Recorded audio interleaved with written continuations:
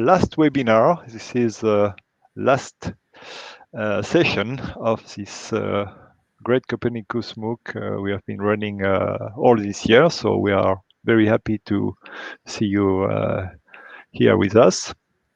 Today, so it's a very special webinar, and we will have two guests. So Brian, director at PwC Luxembourg, will join us shortly.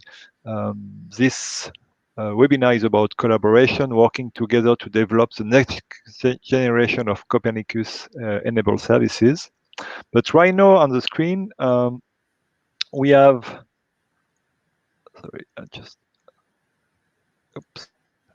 we have Robert Jones, who is responsible for the IT team at CERN in Geneva, and is a former responsible for the Helix Nebula Science Cloud project. So he will, along with Brian, talk to you about this. And so we will start with Robert Jones, and when we will be followed by session, and then we will give the floor to Brian Kessler. We had to switch the order, but both speakers are here today. So I give the floor now to Robert, and yeah, welcome everybody. Don't forget to already ask your question. If you want, you can write them in the chat, and we will collect them and ask them during the Q&A session. Robert, it's up to you. Thank you. Yep, thank you very much for the introduction. Hello to everybody. I'm not going to say good afternoon because I imagine it's not afternoon in Panama or Colombia or these other countries. But I will start by telling you a little bit of the background of the material that I understand Brian has shared with you about some of the work we've been doing at CERN for innovation procurement and the collaboration activities linked to that. And then afterwards, we can have a question and answer session around those. So feel free to think of your questions. So that's why I start. So CERN, the European Laboratory for Particle Physics, is based in Geneva, and it's the home of the Large Hadron Collider and a number of other scientific instruments and chain of accelerators. And we work in looking at the fundamentals of matter, the fundamentals of the structures of particles that make up the universe. So it really is scientific research that we perform. Now, these unique scientific instruments are at the cutting edge of technology, and we're actively engaged in the development and procurement of innovative solutions. So just to give you an example, the LHC accelerator and the experiments that are running on it, which will start again next year, are not the same machine and experiments as started in 2009 and which found the Higgs boson. They have evolved. And from an IT point of view, that evolution means that they will produce more data more quickly in larger quantities. And so we have to upgrade our IT systems appropriately to handle that. So CERN is an intergovernmental organization. It's funded by 23 member states, and it has an annual budget of approximately 1.1 billion euros. And we procure for approximately 300 million euros per year for many domains, goods, services, products, and so on. Okay. So in this module, I understand that you've learned about one specific example of procuring these innovative ITC solutions that support our big data needs for the scientific program. So the resulting services that came out of that innovative program called the Helix Nebula Science Cloud, or HNSci Cloud for short, they have been included in a marketplace of services as part of something that's called the European Open Science Cloud, that's being developed by the European Commission and the member states in Europe. Okay, and some of the companies that were involved in the Helix Nebula Science Cloud, or HNSci Cloud, went on and used the results from those innovations to become part of the Copernicus data information and access services offerings. For example, Mundi Web Services, which is one of the set of services that makes available Sentinel data and so on. Helix Nebula as well, it also won the Procurer Plus award for innovation procurement in 2019. And the results of it are carrying on in other activities now as well. Some of them, for example, the services that are available or developed via Helix Nebula Science Cloud are also available and being picked up by a project called the Open Cloud for Research, again, co-funded by the European Commission, which is making available commercially supported cloud services to the different research communities, including the Earth observation communities as well. And there are open calls there if you wanted to make use of those services in your own companies and so on. One of the key aspects in this process of innovation that we've talked about in the slides and material is the co-design approach, which brought together CERN with 9 other procurers, because it was a joint procurement, 9 other procurers from other European countries, and we collectively prepared a single unique tender that served all of our purposes. And we were working with consortia of companies to develop those services as part of the tendering process. There were approximately 10 bids submitted to the tender with more than 30 companies in the consortia from many countries. And out of those, we selected 5 for the design phase. 4 for the design phase, 4 for the design phase. And then we took 3 of those through to the prototyping phase. And finally, 2 of them progressed through to the piloting phase. So the ones that you can see more prominently are the ones that made all the way through to the pilot phase.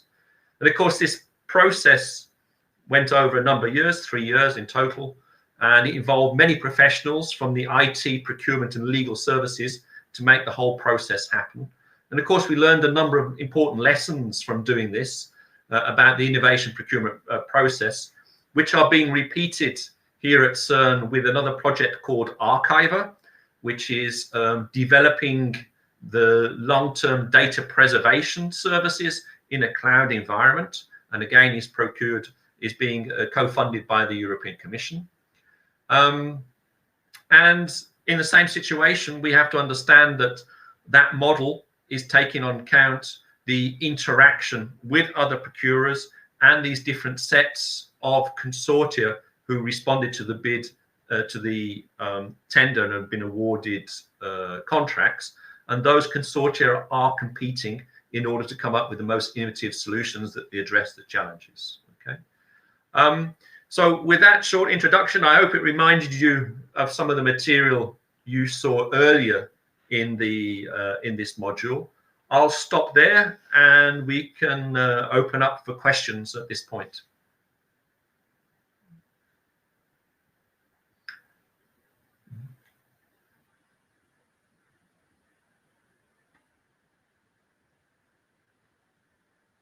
Okay, so yeah, if you have questions, we will pick them up.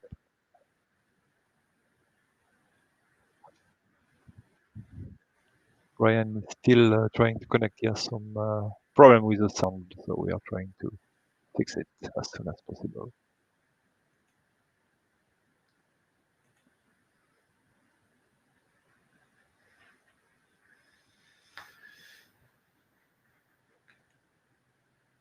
So while you're thinking about questions, I can tell you that the current project, which carries on and learns all the lessons from Helix Nebula, called Archiver, they will be having a public webinar where you're allowed to follow as well on the 7th of December. And in that, they will tell you a bit more about the process inside that project and announce who are the winners for the second phase of the contracts. I put the link online for you there as well. Okay, so I see the question. So what happened what happens with Helix Nebula that starts 10 years ago? That's a good point, because the name has been reused. The whole initiative involving the European Space Agency, CERN, and the European Biomolecular Laboratory in Europe, that initiative started 10 years ago, and that eventually led to this pre-commercial procurement activity called HNSci Cloud, where that was described in the material for your module. Now, that has sort of influenced a lot of the thinking that goes into structures like the European Open Science Cloud, and the involvement of commercial cloud service providers in the European Open Science Cloud is a direct result of the activities through structures such as Helix Nebula. Okay, Brian, you hear us?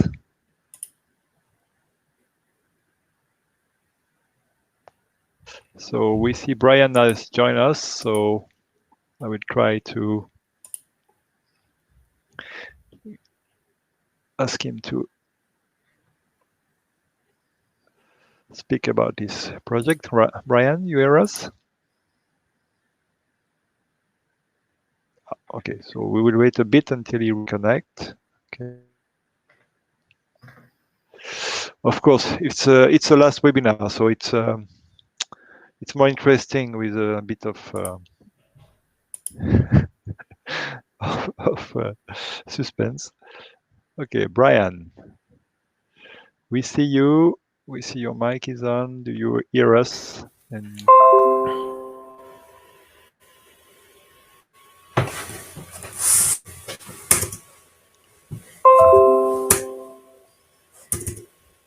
Brian, I think we hear you.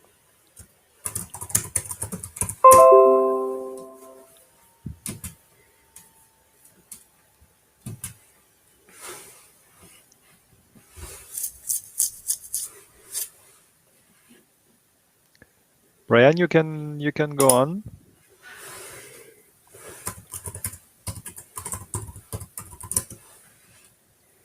I think, okay, he's got. Okay, so while we're still waiting for Brian to come along, Yes. let me give you another link as well, just that about the OCRA project, which has open calls for the use of Earth observation services. So if you have companies or ideas of how you could potentially make use of Earth observation cloud services, you can apply to the open calls and potentially get some funding to help you develop those services in your companies. Okay. Okay, I will. So Brian, he doesn't hear us, so I will ask if he can start. Chatting with him right now, so we will try to, because we.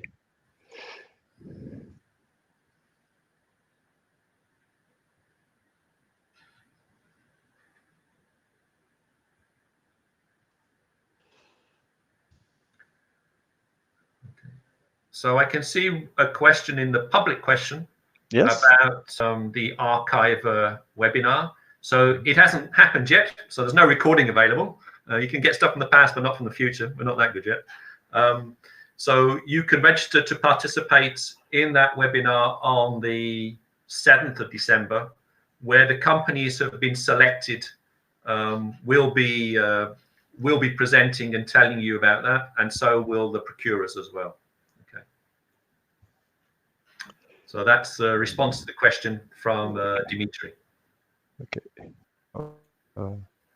Put other question that we have now.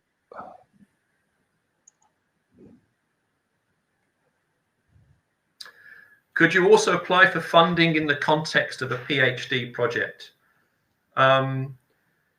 Yes, I think there's no restriction on whether or not you're from the private sector or public sector in order to apply for such funding. It's very much based on the criteria, the scientific excellence criteria and the innovation aspects of your proposal. So I would encourage you to consider applying. Deadlines for the different calls are announced on the OCRA website as well. There are some for generic services, there's some for specific Earth observation services as well.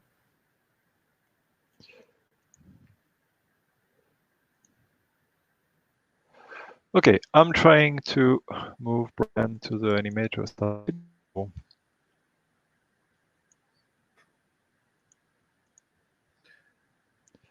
Brian, you can try to, I see you're activated on another PC, so try to use this one. You hear us? Yeah, I hear you. Can you hear me? Yeah, fantastic. Great, you made it. Thanks a lot. So, as I said before, the spicy part for this last webinar. So, but thank you. So, just for the story, Brian had to move quickly from his office to his home to be able to connect. We had a really weird network problem. So, thanks to him, he's now there, and I will giving the floor for his presentation. Thanks a lot, everybody, for your patience. I appreciate that very much. So thank you to everybody for being here and for your patience. I apologize for the delay. I hope that for many of you, you'll be rejoining me here from the online course that everybody has participated in. Just to make a quick reminder, because I think the purpose of today's session is to save as much time as possible for question and answer. I wanted to do a quick recap of the course material, and in particular remind you of who I am and who I'm not, so that we can smartly divide the questions between me and Bob, who is a much more hands-on and much more experienced guy from the perspective of a contracting authority. So I'm a consultant. I work for PwC, and I primarily work with the European Commission and the EIB on public procurement policy. So that's why the focus of the course number 12 that I did was about the sort of some of the rules and procedures that exist for using public procurement to do procurement of innovation. So that's my background, and the basic point of the course was to explain to you some of the options that exist out there for doing public procurement of innovation. As a reminder, the perspective that I'm coming from, working here based in Luxembourg and working for European institutions and member states, the specific names and specific rules that I describe in the course are under EU public procurement law, but there are similar structures in most countries, certainly in the OECD and most countries in the world. And most of these sorts of principles apply. So the basic point was to say, most public procurement that people are familiar with are open procedure or restricted procedure. So open procedure, you just put a call out there and you award the contract to the best tender that comes in. Restricted procedures are typically what's done under a framework contract, where you ask people to apply for a first round to be part of a pool of providers. And then you put out the specifications only to that pool and award the winning contract. But for public procurement of innovation, which is much more complex, which often involves procuring goods and services that haven't been completely developed yet, or that need to be tailor-made to the needs of the contracting authority, open and restricted procedures are not always fit for purpose. And so that's why we described in the lesson 3 different approaches that can be used with those procedures for the context of innovation. So that was functional requirements, so saying what you want to do rather than specifying specifically what you want to purchase. Prior market consultation, that's going out to suppliers before they issue the tender documents to see what the market can provide and what they can do. And pre-commercial procurement, so that's purchasing something before it's available on the market. Then after that, there are the 3 specific procedures: the competitive dialogue, the competitive procedure with negotiation, and the innovation partnership. So those were, again, procedures that are specifically designed for public procurement. More than happy to dig into the details of those, but they are somewhat EU specific, so I don't want to go into them too much here. So Like I said, if we have questions about the policy approach, what's allowed and what's not, and how can both suppliers and contracting authorities make use of that to do procurement of innovation, I'm the right person to field those questions. And then for the specific or practical kinds of questions about the implementation, I think Bob is the best person for that. All right, I think we put it over to the questions now.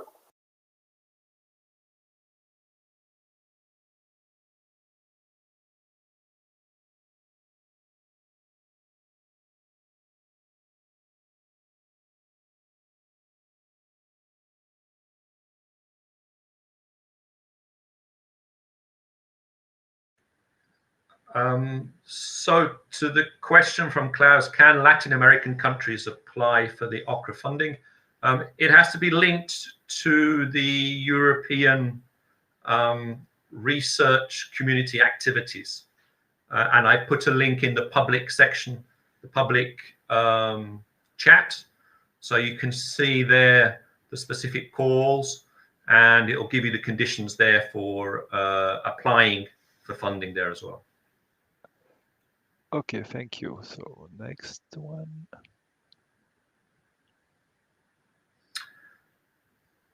So what is your recommendation regarding startups? So is this a question for Brian or for me? Brian, because it appears after, I think so. Yes. Yeah. That is a very, very broad question. What I would say is a lot of these procedures are really well designed, or there's a really great opportunity for startups to take advantage of these kinds of procedures because they allow a more agile entity like a startup to be able to interact with contracting authorities in a way that can be very difficult under an open procedure. That being said, the real barrier in using all of these procedures is always that they are time consuming because there is a lot of legal and regulatory hurdles to comply with or to overcome in the process. And so my number one recommendation would be patience. And my number two recommendation, and I'm a bit hesitant to say this, but I think the example from Fredericksburg that we present in the coursework involved a startup that was involved in it. And one of the things that they came away with in the video, I think they mentioned this, is that they hired an outside lawyer to help them navigate the process. It's a big upfront cost, or can be a big upfront cost, but they said it was absolutely worth it in allowing them to bring their pre-commercial product to market and have the how shall I say, the notoriety, the public exposure of having it be purchased by a sizable municipality and be able to be tested in that way. So those would be my two recommendations. So to build on what Brian has said, I can tell you a little bit of the experience we've had with the pre-commercial procurement instrument and working with SMEs. So both in Helix Nebula Science Cloud and Archiver, there are SMEs involved in the consortia that have won bids.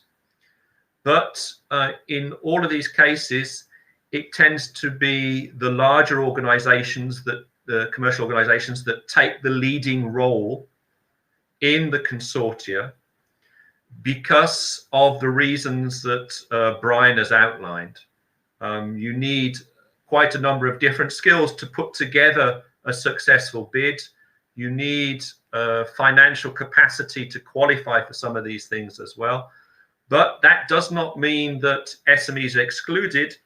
They tend to be part of the consortia, occupying specific roles in the consortia, typically because of their agility to do developments and innovation.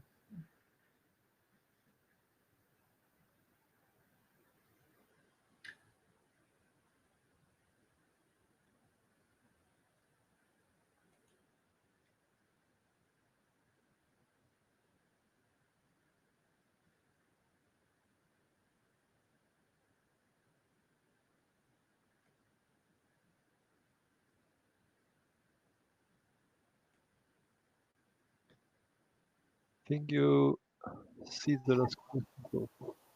So we can see the question here. It's a comment that the module was difficult, and thinking to rewatch the videos. I will say I can understand that it can be difficult, particularly when we're getting into the different procedures that are out there. And one thing that's really challenging, that's why I tried to flag this already in my introduction, is that they're specific to the EU context. So it may be the case that the country that you're working in will have different laws. At the very least, will have different names for some of these institutions, some of these different kinds of procedures and approaches. And in that sense, I would recommend to people to look for local resources on public procurement that can provide a good grounding for the kinds of approaches that are available.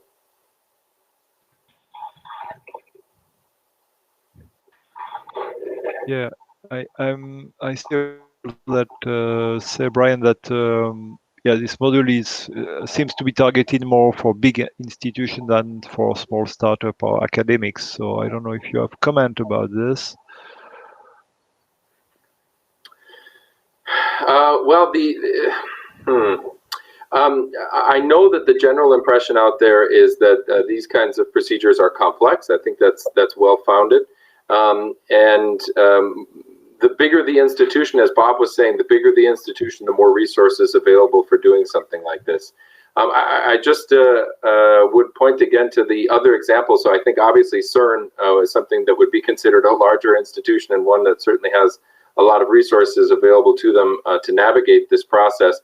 The other example that we tried to bring forward specifically for this reason was the city of Fredericksburg. So not a very large or complex institution, and yet they were able to make good use of this as a medium-sized municipality. We're able to make good use of this procurement of innovation to solve a problem and to support a local business. So, but I think it's fair to say that the more resources that you have, the more manageable this process will be.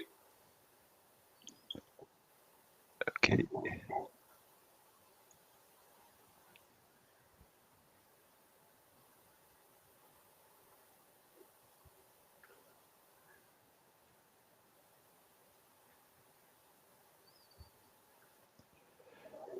So you see the question that we have. I mean, it's more a comment and a question at the same time. So, you want to start, Brian? No, I was just going to start by reading the question, but Bob, I mean, if you want to speak to this, I think this is more your field. Okay, so as Brian suggested, we'll start by reading the question. Could you give us some step-by-step suggestions for startups how to attract public interest in our idea prototypes that at the end can become a product service and also can attract public-private supporters? So just from our practical experience here at CERN, the advantages of some of the models that we see, such as pre-commercial procurement, is that as part of this process, there's an opportunity for the procurers to act and co-develop or co-design new services with the companies. So there's a close dialogue with frequent feedback, and that helps you to develop your products or services more rapidly. The other thing is that we accept to act as reference first clients through this process. So that means that those startups are allowed to state that they have a contract with CERN in this domain for this area, and often that can help lead them to new business opportunities. That's not the case for all of the procurements we do and all the types of contracts, where sometimes they're not allowed to actually make publicity about it. It has to remain confidential. But in the case of the pre-commercial procurement, it is one of the attractions of this model for SMEs and startups.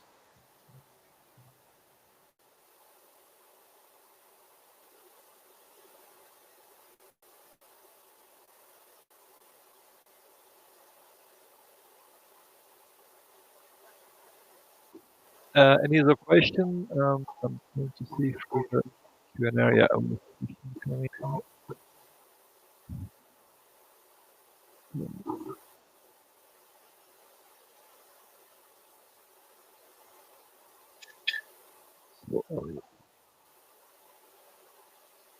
Yes.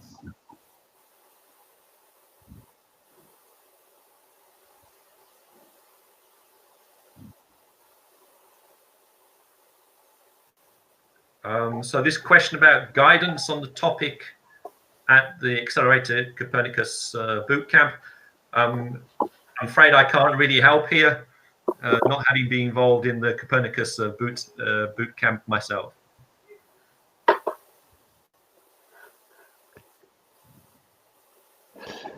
Okay, let me see if we have other questions coming in. So,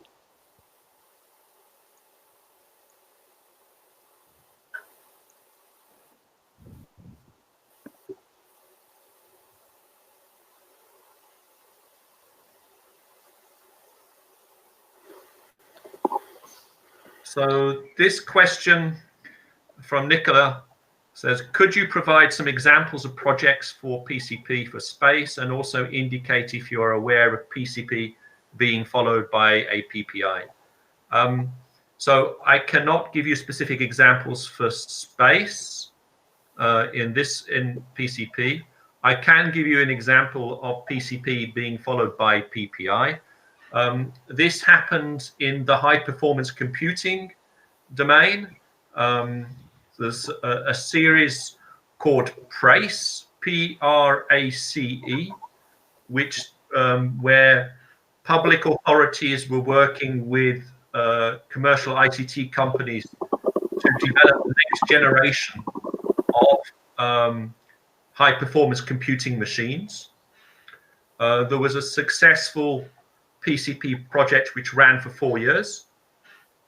At the end of that, they then went on to start a PPI, public procurement of innovation activity, which built on the results of the PRACE PCP. And that's gone even further now. And I don't know, you can look it up online, but here in Europe, there's a structure called Euro HPC, which has attracted the engagement from many member states now and has grown to build what's known as exascale supercomputers. And that really comes as a result of this chain of PCP and PPI activities.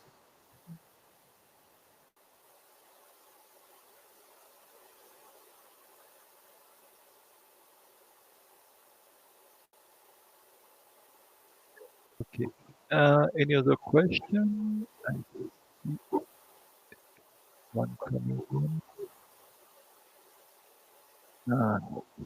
So,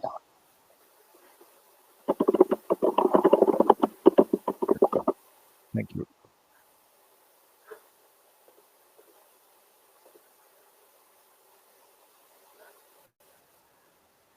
So this next question from Christine, do you have a recommendation where to meet potential collaborators in this field of business? So from a practical point of view, maybe Brian can chip in some other parts as well, is that we have found in the pre-commercial procurement activity that the forming and the creation of consortia to submit bids is an important step. And finding partners how to do this is, as the question suggests, an important element. In the Helix Nebula case, we offered an online facility where companies could advertise their skills and services, by which they could then potentially join others with different skills and services to form suitable consortia. And I find that that's happening more and more in the PCP and other structures. Another way that happened was in the Archiver pre-commercial procurement, which follows on from Helix Nebula. they've gone a step further and they've organized regional meetings. So there were some organized in Switzerland, some in the UK, some in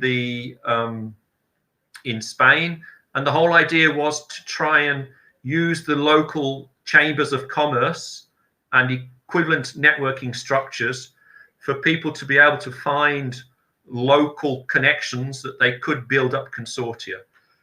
From a public procurer's point of view, we can help to some extent, but we also have to keep a safe distance to ensure that we remain independent and there's no conflict of interest between the consortia that are formed and the tender process that we run. So we cannot favor during this process one consortia over another.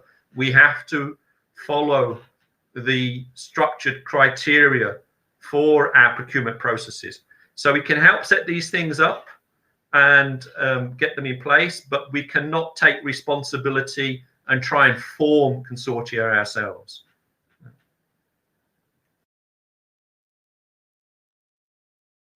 Sorry, before we move past to the next process, I just wanted to say a couple of words. So again, the caveat that we're talking primarily about the EU, but one of the points of this, and in fact, one of the points of doing this MOOC is part of an effort on behalf of the Commission to try to create an ecosystem around Copernicus specifically, and around innovation more generally that can provide these kinds of networking opportunities for different companies to meet and potentially connect to form consortia or potentially work together. So I would just note a couple of key words that people can potentially, at least in the EU, can search to try to find some of these events, not in person for the time being, but potentially virtually and in person going forward. The first is the Copernicus Ecosystem. So the Copernicus Ecosystem is a series of networking events, meetings, workshops throughout Europe, explicitly with the purpose of trying to bring together both companies who are potential providers, suppliers, and public authorities that might be buyers of Copernicus-enabled solutions together. So that's the one. The other one are the innovation hubs. So these exist in all member states and at the regional level, at the subnational level, and most of them as well.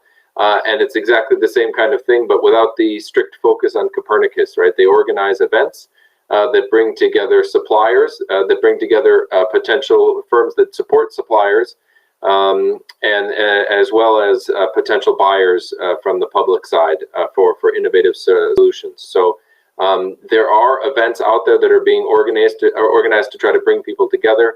And then I would just reinforce what Bob said about potentially chambers of commerce and other business-oriented organizations that might be a venue for this kind of thing.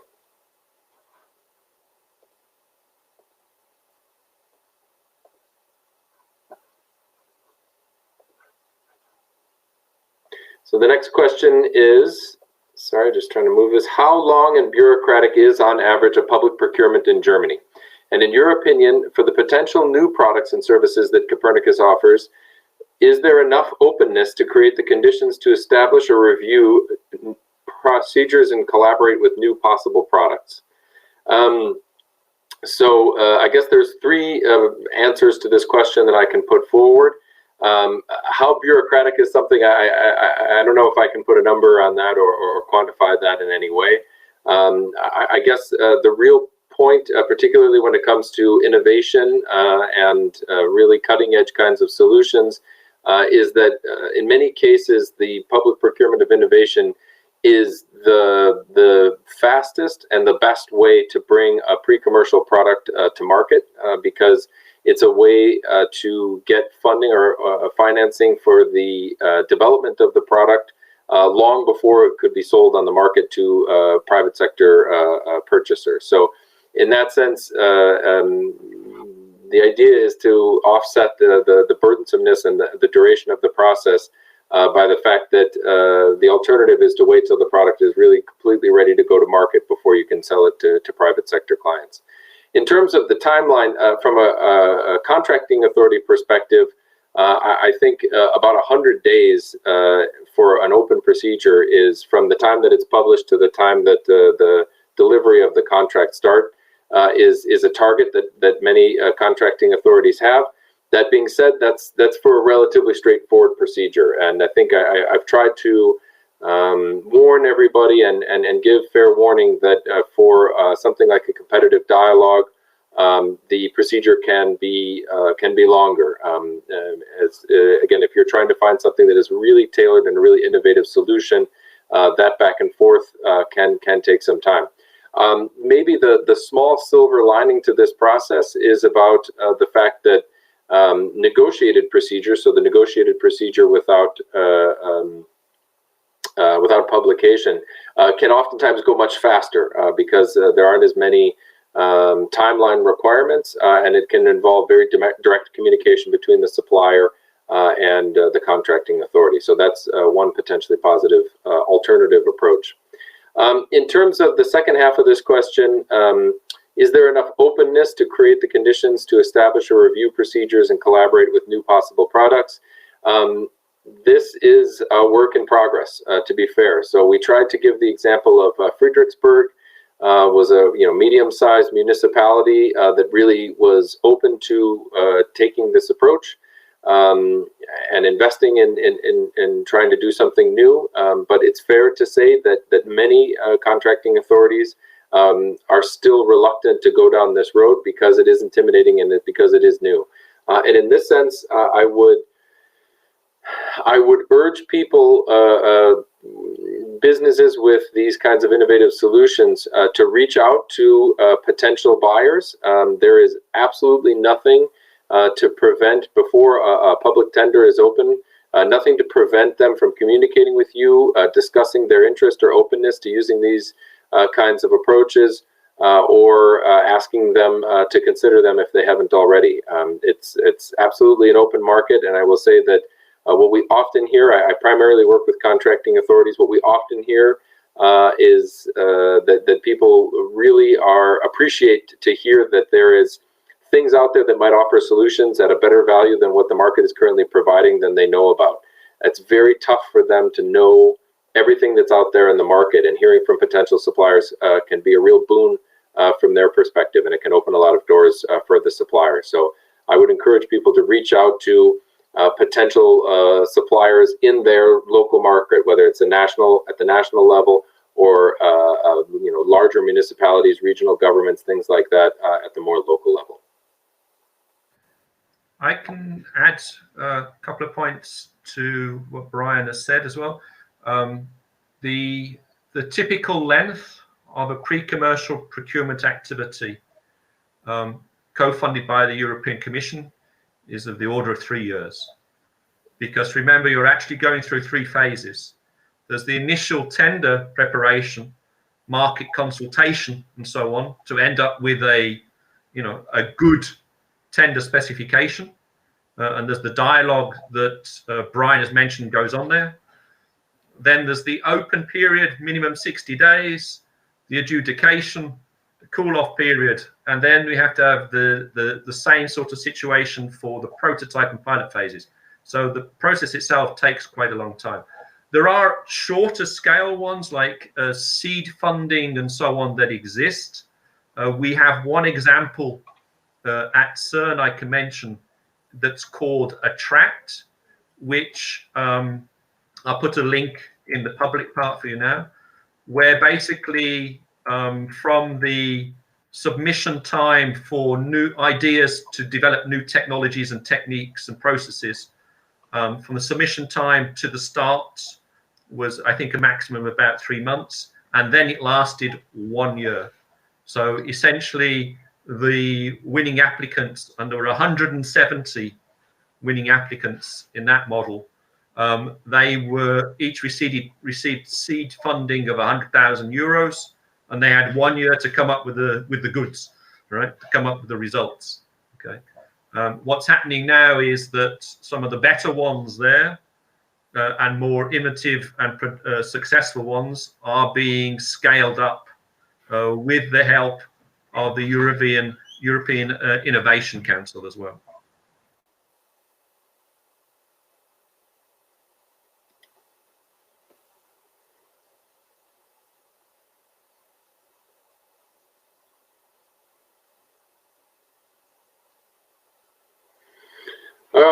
All right. So this question is looking for more information. The question is, my product or service is more related to the development of cooperation from the EU to the global south. Could you please give me some web pages or recommended readings to get more information about the tenders and requirements? I will say that is a very broad question. Obviously, the place to start with the Commission is DG DevCo. Development and cooperation, and that's a place to look for potential tenders for involvement that the EU has abroad, and particularly outside of the European neighborhood. Not sure I have a whole lot more to add on that, unless you could give perhaps some more specific information about what kind of information you're looking for.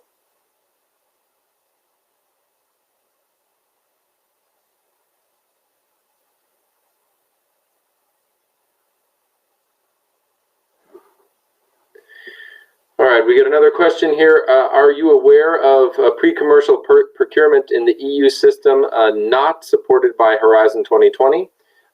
Can you define a pre-commercial procurement without a pre-identification of the overall budget for a project?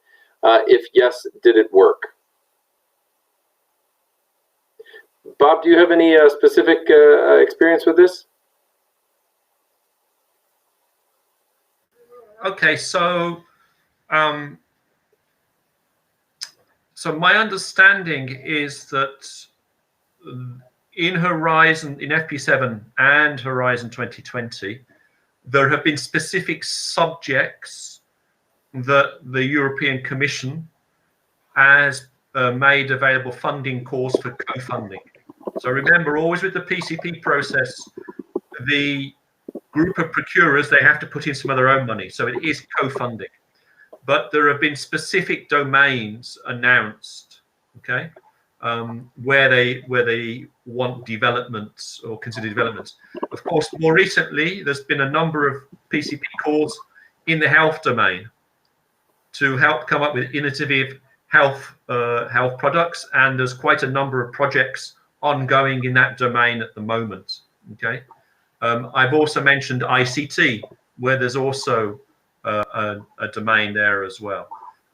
So it depends a lot on the feedback that the Commission gets from the member states as to what areas, and the consultation process that they do as to what areas are considered priorities and go ahead.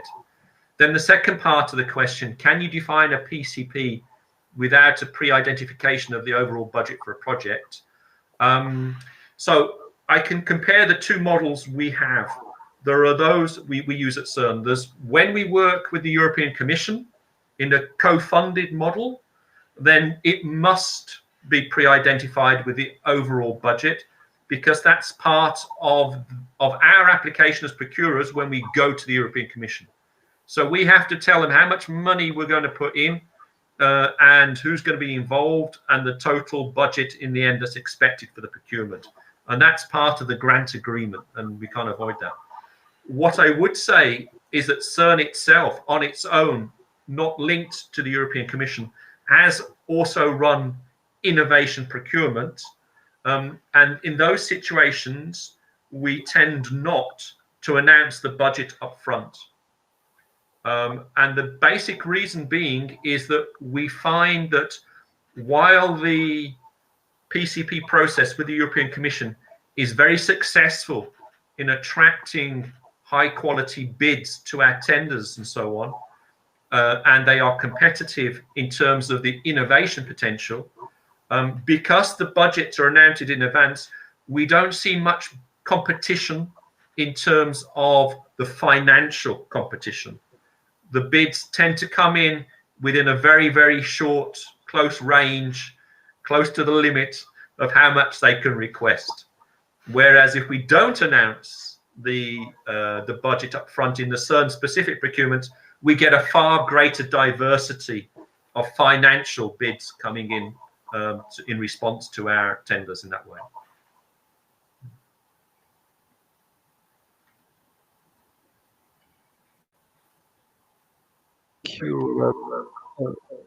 I think for new question, but I think we have no more questions coming in for the one. If one of the participants wants to ask questions, it's the time.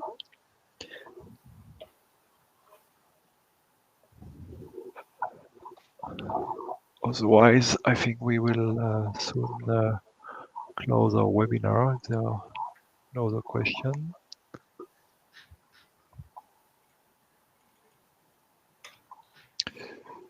Okay, so last call. Right, so yeah, so then thank you everybody. Thank you, Ryan. Thank you, Bob, for your answer and your support for this webinar. Yeah, I have a last question that say, can you share the email of Bob and Brian? I think the best would be to go on the, I don't know if you agree to share your email or if you prefer that we go through the MOOC forum. What would be the easiest things to do for you? Probably the easiest would be to go through the MOOC forum, and that'll be easier for people. Yeah, I think it's better not to expose the email on public. So in that case, if there's some questions specifically me, perhaps Brian could forward them to me in that sense. Okay, so yes, so I will advise you to go through, ask it on the forum, and we will forward the question so you can have direct contact afterwards. And otherwise, you can your mail at info@Copernicus. So the mailbox, the support mailbox about information. So we will forward all email. Okay. Okay, see a new message coming in. Okay, we have a lot of thank you coming. So thank you everybody, to you both, and so we will conclude this webinar and the last second edition of Copernicus MOOC. It's been a pleasure for every of us, and yeah, we hope to see you soon on another MOOC related to Copernicus, maybe next year. Thank you to everybody who participated. Thank you. And thank you, Bob. Thanks to you as well, Brian, and the organizers and participants.